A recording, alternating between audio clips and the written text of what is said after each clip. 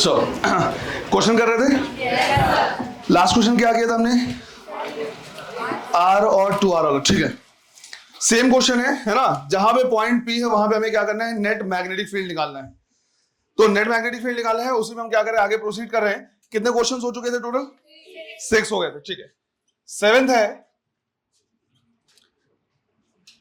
ये circular loop है हमारे पास, ऐसा स्ट्रक्चर दिया हुआ है, यहां से करंट फ्लो रहा है I, ये सेंटर है इसका, P पॉइंट है और रेडियस है R। यहां पे क्या करना है? बताना है नेट मैग्नेटिक फील्ड कितना होगा, है ना। कल जो हम लेक्चर देख रहे थे उसी का कंटिन्यूएशन है। करो, क्या रहा आंसर? 0। यहां से हम क्या करेंगे? देखेंगे कि जो करंट आएगा I और इधर से करंट I निकलेगा। अब इसको इधर से इधर जाना है तो उसके बाद दो रास्ते है ना, ऊपर से और नीचे से, दोनों से जाएगा। अब दोनों का रेजिस्टेंस क्या है? सेम है। वायर का लेंथ सेम है तो रेजिस्टेंस सेम है, और अगर रेजिस्टेंस सेम है और सिंस दोनों क्या लगे हैं? पैरेलल में, दोनों में करंट क्या होगा? इक्वल इक्वल जाएगा। तो I/2 इसमें चला जाएगा और I/2 इसमें चला जाएगा। क्लियर है ये? अब इसको हम बोल सकते हैं कि इसमें टोटल 4 एलिमेंट है। ये पहला एलिमेंट हो गया, ये दूसरा हो गया, ये तीसरा और ये चौथा। अब पहले एलिमेंट को अगर हम अगर आगे बढ़ाएं या फोर्थ को पीछे लाएं तो ये जो पॉइंट है वो एक्सिस के ऊपर है। तो सीधा हम लिखेंगे कि B1 is equal to B4 is equal to 0। ये तो 0 हो जाएगा। फिर हम लिखेंगे B2, ये कैसा है? सेमी सर्कुलर है, तो B2 इज इक्वल टू लिखेंगे half of mu naught, current कितना है? I/2 divide by 2R। और इसकी वजह से मैग्नेटिक फील्ड कैसा होगा? Inward, right. इसकी वजह से मैग्नेटिक फील्ड अगर निकालेंगे तो कैसा आएगा? क्रॉस। फिर अगर हम क्या करें? B3 लिखें इसकी वजह से, तो ये भी क्या है? हाफ पार्ट है, तो हम लिखेंगे 1/2 of mu naught I/2 divide by 2R। और इसकी वजह से अगर मैग्नेटिक फील्ड निकलेंगे तो कैसा लिखेंगे? डॉट। तो ये हो जाएगा डॉट। अगर इनको देखें तो दोनों इक्वल एंड अपोजिट है। अगर दोनों इक्वल एंड अपोजिट हैं तो यहां से हम लिख सकते हैं कि भाई नेट मैग्नेटिक फील्ड कितना हो जाएगा? 0। क्लियर है ये? नेक्स्ट क्वेश्चन हमारे पास इस तरह से कि इसी तरह का हमारे पास क्या है? एक लूप है, एक वायर इधर से आ रहा है, दूसरा वायर इधर से जा रहा है। I करंट इंटर कर रहा है, ये भी इन्फिनिटी तक गया है। इनको जब हम क्या करते हैं? एक्सटेंड करते हैं, तो ये एंगल कितना है? 90 डिग्री है। ये पॉइंट है P और रेडियस है R। यहां पे हमें क्या करना है? नेट मैग्नेटिक फील्ड निकालना है। निकालो इसे भी। यहां से जो I करंट आ रहा है वो I करंट यहां से निकलेगा। अब इन दोनों पॉइंट्स के बीच में इसके बाद दो रास्ते हैं, एक इस तरह से जाके और दूसरा ऐसे जाके। इनके लेंथ को अगर हम क्या करें? कंपेयर करें, तो इसका जो भी लेंथ है, ये वाला लेंथ उसका क्या है? 3 टाइम्स। हमें पता है जो रेसिस्टेंस लिखा जाता है वो क्या लिखा जाता है? रो L/A। तो रेसिस्टेंस डायरेक्टली प्रोपोर्शनल होगा किसके? लेंथ के। इसका मतलब ये हुआ कि अगर मैं ये लिखूं कि भाई इसका रेसिस्टेंस कितना है? R है, मैंने स्मॉल r से लिखा है क्योंकि कैपिटल R रेडियस के लिए यूज कर लिया है। तो इस पार्ट का जो रेसिस्टेंस होना चाहिए वो कितना होना चाहिए? 3 टाइम्स ऑफ R। तो रेजिस्टेंस क्या हो जाएगा? 3R हो जाएगा। अब जो करंट है उसको दो पार्ट में डिवाइड होना है, R और 3R। तुम चाहो तो क्या कर सकते हो? एक रेजिस्टेंस R बना सकते हो, नीचे में 3R बना सकते हो, और I करंट इंटर करा के उनको डिवाइड कर सकते हो, है ना। दोनों के लिए वोल्टेज क्या होगा? सेम होगा। तो जो करंट होगा inversely proportional to resistance, inverse ratio में क्या होगा? डिवाइड होगा, है ना। हम चाहे तो क्या कर सकते हैं? डायरेक्ट लिख सकते हैं कि भाई जो I करंट आया है 3I/4 इसमें जाएगा और I/4 इसमें जाएगा, है ना। इसी तरह से 4 एलिमेंट ले लिए मैंने। इसको ले लिया फर्स्ट, इसको ले लिया सेकंड, इसे ले लिया थर्ड और इसे ले लिया फोर्थ। अब इनमें से फर्स्ट और फोर्थ की वजह से कितना? 0। तो B1 is equal to B4 is equal to क्या लिखेंगे हम? 0। ये तो हो गया कितना? 0। फिर बचा क्या? Second part. सेकंड पार्ट की वजह से लिखेंगे B2 इज इक्वल टू, ये पूरे लूप का कितना पार्ट है? 1/4। तो हम लिखेंगे 1/4 ऑफ म्यू नॉट, करंट कितना है? 3I/4 divide by 2R। और डायरेक्शन कैसा होगा इसका? मैग्नेटिक फील्ड का क्रॉस। इसी तरह से B3 अगर लिखें तो ये पूरे सर्कल का कितना पार्ट है? 3/4 पार्ट है। तो हम यहां पे लिखेंगे 3/4 ऑफ म्यू नॉट, और करंट कितना है? I/4 divide by 2R। और डायरेक्शन कैसा होगा? डॉट। अब यहां पे अगर हम देखें तो जब लूप 1/4 है तो करंट 3/4 है, और जब लूप 3/4 है तो करंट कितना है? 1/4। रीजन सिंपल है, क्योंकि जो करंट है वो इनवर्सली प्रोपोर्शनल होगा किसके? रेसिस्टेंस के। और जो रेसिस्टेंस है वो डायरेक्टली प्रोपोर्शनल होगा किसके? लेंथ के। तो मैं बोल सकता हूं current is inversely proportional to length. Length जिस रेशियो में बढ़ाएंगे करंट उसी रेशियो में क्या होगा? कम होगा। तो जब करंट 3/4 है तो लेंथ 1/4 है, और जब करंट 1/4 है तो लेंथ 3/4 है। अल्टीमेटली दोनों का मल्टीप्लिकेशन क्या होगा? सेम होगा। और अगर ये सेम होगा तो हम लिखेंगे कि भाई नेट मैग्नेटिक फील्ड कितना? 0। अब यहां से मुझे एक बात समझ में आई, यहां से हम क्या कर सकते हैं, एक कंक्लूजन निकाल सकते हैं और इसको एज अ नोट लिख सकते हैं कि जरूरी नहीं है कि बिल्कुल एक तरफ से और दूसरी तरफ से जाए या एक तरफ से और इधर से जाए, किसी भी तरफ से करंट यहां पे क्या कर सकता है, इंटर कर सकता है और किसी भी तरफ से लीव कर सकता है। हो सकता है करंट यहां से लीव करे, यहां से लीव करे, कहीं से भी लीव करे। जैसे जैसे लेंथ जिस रेशियो में बढ़ता जाएगा, करंट उसी रेशियो में क्या होता जाएगा, कम होता जाएगा और अल्टीमेटली दोनों का मल्टीप्लिकेशन क्या रहेगा, सेम रहेगा। तो यहां से हमें एक चीज समझ में आया कि अगर हमारे पास कोई सर्कुलर लूप या किसी भी टाइप का क्लोज लूप है, एक तरफ से करंट आ रहा है और दूसरी तरफ से क्या हो रहा है, करंट जा रहा है, तो इसकी वजह से सेंटर पे नेट मैग्नेटिक फील्ड हमेशा क्या होगा, जीरो होगा। इस चीज का ध्यान रखना कि इसका मैग्नेटिक फील्ड और इसका मैग्नेटिक फील्ड तो बराबर होगा, तो ये दोनों कैंसिल कर देंगे। बट ये जो हम क्या करेंगे, वायर लेंगे, ये ऐसे अलाइनमेंट में होने चाहिए कि इनको अगर एक्सटेंड करें तो खुद कहां पे आ जाएं, सेंटर पे। अगर कल को ऐसा हुआ कि करंट ऐसे इंटर करो और यहां से ऊपर की तरफ जा रहा है या फिर इस तरह जा रहा है या किसी और तरफ से जा रहा है कि उनको एक्सटेंड करने पे ये इसका सेंटर पे नहीं आ रहा, तो भले ये पूरा लूप एक दूसरे को कैंसिल करेगा पर इसका मैग्नेटिक फील्ड वहां पे रहेगा। बात आई समझ में? तो अगर हम मान लो इस तरह का क्या कर ले, स्ट्रक्चर ले ले, किसी भी टाइप का वो, अगर बोल रहे हैं कि यहां से करंट आएगा और यहां से करंट क्या करेगा, जाएगा, या फिर स्क्वायर टाइप का हमने ले लिया और हमने बोला इधर से करंट आ रहा है, इधर से करंट क्या कर रहा है, जा रहा है, तो जब तक ये सेम मटेरियल के बने होंगे, सेंटर पे मैग्नेटिक फील्ड या नेट मैग्नेटिक फील्ड हमेशा क्या होगा, जीरो ही होगा। बस इनका क्या करना है, ध्यान रखना है। इसमें अगर जैसे तुमने क्या कर दिया, इसको इस तरह से ले गया या किसी और तरीके से ले गया, तो उस वायर की वजह से जीरो नहीं होगा। तो जहां से भी हम क्या करें, एक तरफ से इंटर कराएं, दूसरी तरफ से ले जाए, तो करंट इस तरह से डिवाइड हो जाएंगे कि नेट मैग्नेटिक फील्ड सेंटर में हमेशा क्या रहेगा, जीरो रहेगा। आया समझ में? तो इतना स्पेस छोड़ दो और यहां पे एक नोट लिखना है,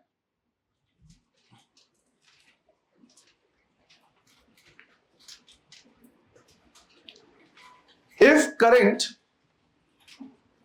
enters from one end, if current enters from one end and leaves from another end in a closed loop made of uniform wire,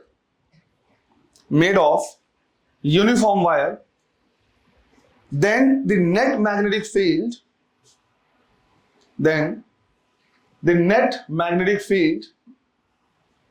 at the center, will be zero, है ना? तो ध्यान इस बात का रखना। इसी में अगर मैं बोल दूं कि इसका मटेरियल अलग है और इसका मटेरियल अलग है, या फिर मैं ये बोल दूं कि इसका क्रॉस सेक्शन एरिया अलग है और इसका क्रॉस सेक्शन एरिया अलग है, तो फिर ये अप्लीकेबल नहीं होगा। सेम मटेरियल का सेम क्रॉस सेक्शन से बना होना चाहिए और इस तरह से एंटर करना चाहिए कि जो जिससे करंट आ रहा है और जिससे करंट जा रहा है उसको अगर एक्सटेंड करे तो कहां से पास हो, सेंटर से। क्लियर है ये?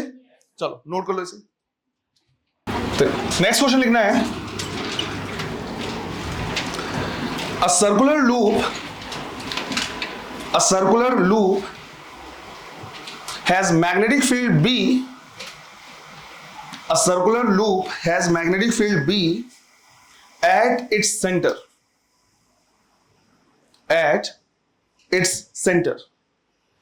If the same loop is converted into n smaller loops, then what will be the magnetic field? What will be the magnetic field at its center? What will be the magnetic field at its center? निकालो। क्या रहा answer? n square B. Question ऐसे बोला हुआ है कि late से हमारे पास क्या है, एक इस तरह का लूप है, मान लिया कि रेडियस कितना है r, अब इसके सेंटर में मैग्नेटिक फील्ड बोला है कितना b।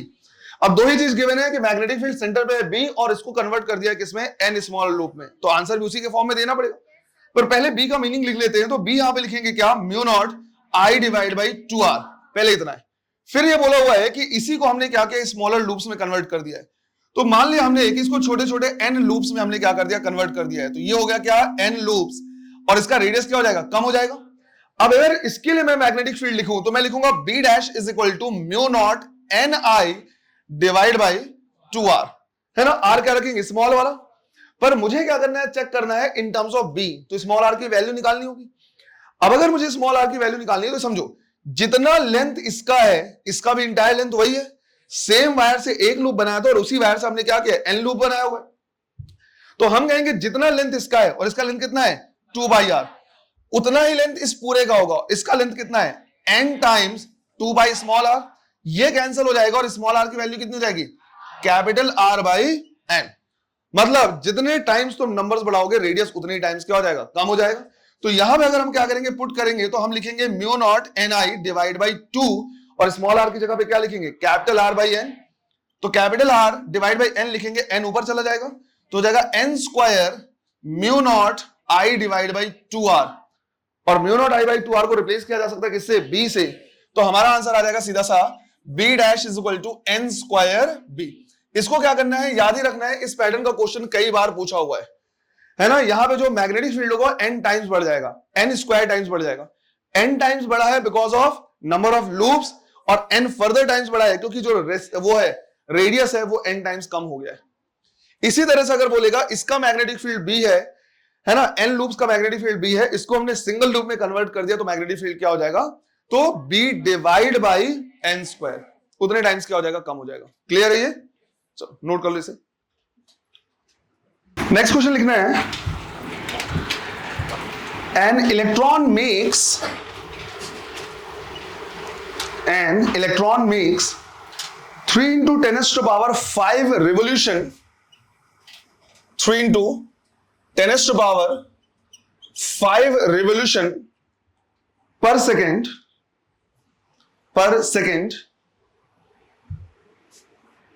in a circle of radius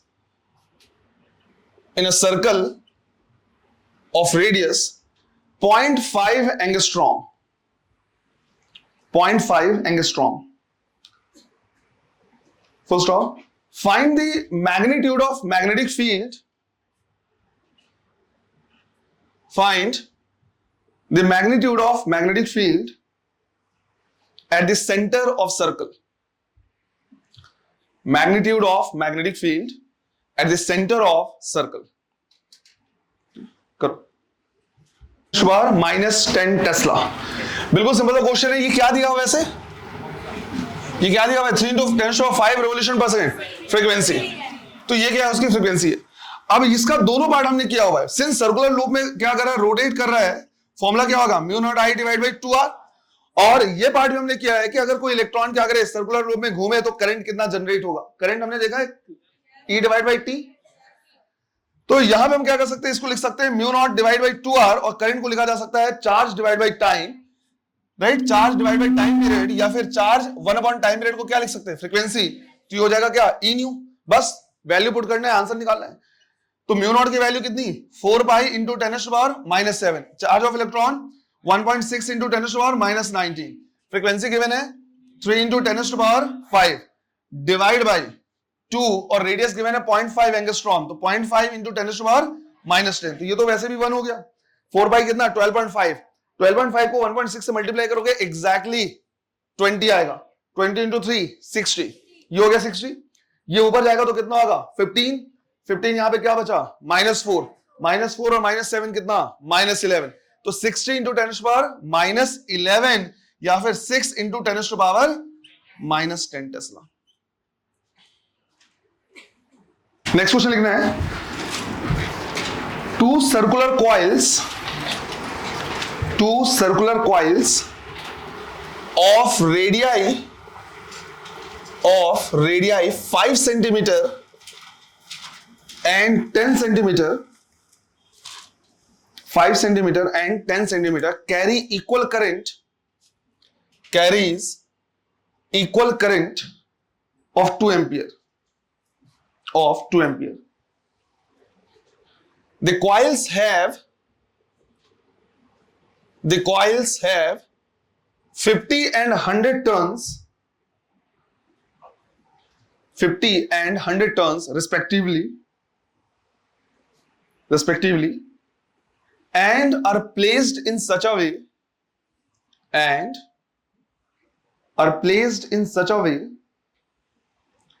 that their planes as well as center coincides.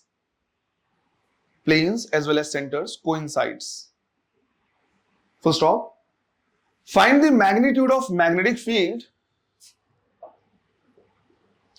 Find the magnitude of magnetic field at the common centers. If the current in the coils are,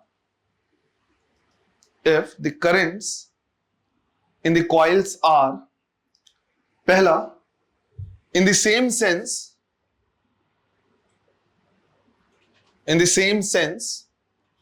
and second, in the opposite sense. हाँ, same sense कहने का मतलब same direction में, और दूसरे में क्या पूछा है, अपोजिट डायरेक्शन में। तो करो, इंटू 10⁻⁻⁴ टेस्ला और सेकंड का 0 है ना। वैल्यू पुट करोगे तो 8 पाई कितना हो जाएगा, 25।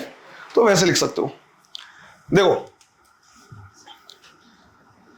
क्वेश्चन इसमें ऐसे बोला हुआ है कि हमारे पास क्या है, दो सर्कुलर लूप हैं, दोनों का प्लेन कोइंसाइड कर रहा है एज वेल एज सेंटर भी कोइंसाइड कर रहा है। ये हो गया हमारा पहला वे। R1 रेडियस है, N1 नंबर ऑफ टर्न्स है, N1 भूलना नहीं, नंबर ऑफ टर्न्स मत भूल जाना। और ये हमारा क्या है, दूसरा सर्कल है, ये R2 है और नंबर ऑफ टर्न्स कितना है, N2।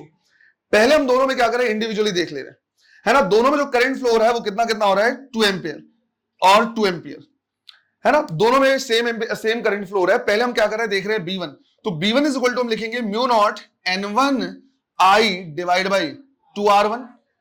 μ0 की वैल्यू कितनी पुट करेंगे, 4 पाई इंटू 10⁻⁻⁷।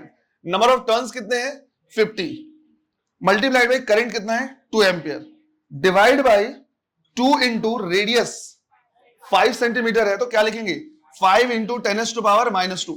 ये कैंसिल, इससे ये कैंसिल, ये रहेगा तो 10⁻³ 10⁻³ है तो 4 पाई इंटू 10⁻⁷ और -7 और +3 कितना, -4 टेस्ला। ये पहला ले लिया हमने। इसी तरह से B2 की वैल्यू हम निकालेंगे, ये हो जाएगा μ0 N2I डिवाइड बाई 2R2। यहां से लिखे तो 4 pi into 10⁻⁻⁷। Number of turns कितना है, 100, करंट है 2 डिवाइड बाई 2 और R2 10 सेंटीमीटर है, तो 10 इंटू 10⁻⁻² लिखेंगे, तो उसकी जगह में मैं 10⁻⁻1 लिख दे रहा है ना। इससे ये कैंसिल हो गया, ये ऊपर जाएगा तो 10⁻3, तो इसमें भी आ गया कितना, 4 पाई इंटू 10⁻⁻⁴ टेस्ला। दोनों इक्वल आ रहे हैं। अब दो क्वेश्चन बोला है सेम सेंस में, अगर दोनों में सेम डायरेक्शन में करंट फ्लो होगा तो दोनों का मैग्नेटिक फील्ड भी क्या होगा, सेम होगा। तो उस टाइम पे हम लिखेंगे net magnetic field is equal to B1 plus B2। दोनों को ऐड कर देंगे तो आंसर आएगा 8 पाई इंटू 10⁻⁻⁴ टेस्ला। तुम चाहो तो पाई की वैल्यू पुट करके 8 पाई सीधा 25 लिख सकते हैं, तो 25 पुट कर सकते हैं। सेकंड में बोला हुआ है कि जो नेट मैग्नेटिक फील्ड हो जाएगा अपोजिट डायरेक्शन में। अपोजिट सेंस मतलब एक ऐसे घूम रहा है, दूसरा ऐसे घूम रहा है, दोनों एक दूसरे के क्या होंगे, अपोजिट। तो लिखेंगे क्या, B1 माइनस B2, तो आंसर कितना आ जाएगा, 0, क्योंकि दोनों क्या है, इक्वल है। क्लियर है ये। इसी के साथ एक क्वेश्चन और अटैच किया हुआ है ना, इतना स्पेस छोड़ना है, एक क्वेश्चन और लिखना है। क्वेश्चन लिखना है, if the outer coil, if the outer coil of previous problem, if the outer coil of previous problem is rotated through 90 degree, is rotated through 90 degree about a diameter,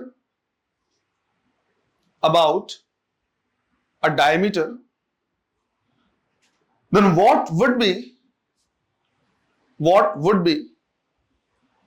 the magnitude of magnetic field? What would be the magnitude of magnetic field at the center? At the center. इसको भी करना है। Good, बढ़िया। 4√2 into 10⁻⁻4। इसमें ये बोला हुआ है कि एक को जो इनर है उसको ऐसे रहने दो और आउटर को हमने 90 डिग्री अबाउट डायमीटर ऐसे क्या कर दिया, रोटेट कर दिया। तो इसको अगर रोटेट करेंगे तो ये ऐसे हो जाएगा, मतलब इस तरह से हो जाएगा। अब मन में ये डाउट आ सकता है कि सर लेकिन करंट का डायरेक्शन तो कुछ पता नहीं। देखो करंट का डायरेक्शन नहीं पता है, लेकिन तुम समझो जो कितना गंदा बनाइए समझ जा रहे हो ना, जो इनर कॉइल है उसका मैग्नेटिक फील्ड या तो ऐसे रहेगा या तो ऐसे रहेगा, यही चांसेस है। तो जो छोटा वाला कॉइल है उसका मैग्नेटिक फील्ड इस तरह से रह सकता है, या तो ऐसे या तो ऐसे। जो ये वाला कॉइल है जो ऐसे रखा हुआ है 90 डिग्री से रोटेट, उसका मैग्नेटिक फील्ड या तो ऐसे रहेगा तो ऐसे रहेगा। अब तुम कोई भी पॉसिबल कॉम्बिनेशन देख लो, या तो ऐसे रहेगा या इस तरह से रहेगा या ऐसे रहेगा या इस तरह से रहेगा। किसी में भी देखोगे ये दोनों मैग्नेटिक फील्ड आपस में 90 डिग्री में होंगे। और अगर 90 डिग्री में है तो हम लिखेंगे net magnetic field vector addition b1 square plus b2 square. But हमने ये देखा है कि दोनों मैग्नीट्यूड वाइज सेम है, तो यहां पे आंसर क्या आएगा, √2 टाइम्स ऑफ b। तो नेट मैग्नेटिक फील्ड हो जाएगा, b की वैल्यू कितनी, 4 पाई, तो हम लिख सकते हैं 4√2 पाई इंटू 10⁻⁻4 टेस्ला। क्लियर है ये हमारे क्या है, कुछ क्वेश्चंस है किसको लेके, सर्कुलर लूप और स्ट्रेट वायर को कंसीडर करके। क्लियर, चलो नोट करो।